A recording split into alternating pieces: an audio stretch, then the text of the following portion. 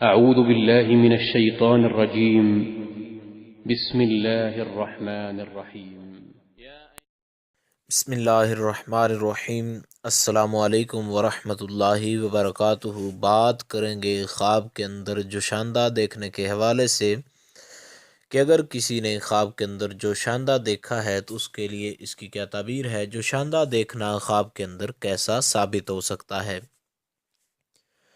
تو یاد رکھیں، امام ابن سیرین اس بارے میں فرماتے ہیں کہ خواب کے اندر اگر اس نے بیماری کے لیے جوشاندہ جو ہے وہ بنایا ہے، چائے کے اندر ہے یا اس نے ویسے پانی کے اندر استعمال کیا ہے، لیموں کا کعوہ وغیرہ بنایا ہے، اس کے اندر جو شاندہ استعمال کیا ہے، تو جو شاندے کا جو اصلاح کے لیے استعمال کرنا، یہ کسی کام کے اندر بھلائی کی دلیل ہے، یعنی کسی کام کے درست ہونے کی دلیل ہے۔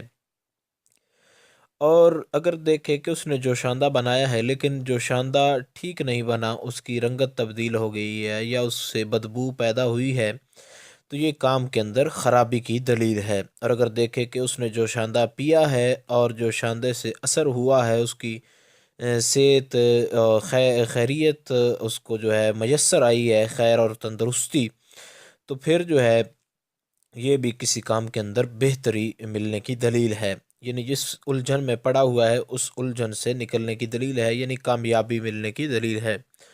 اور اگر اس کے خلاف دیکھے، یعنی تندرستی نہ ہو یا اس کو جو شاندہ جو ہے اس کی کڑواہٹ معلوم ہو یا جو شاندہ جو ہے اس کو اچھا نہ لگے اور وہ اس کو اس کی کہہ کر دے، تو ان تمام صورتوں میں جو ہے اس کو رنج اور نقصان ہوگا، یعنی دکھ اور نقصان پر دلیل ہے۔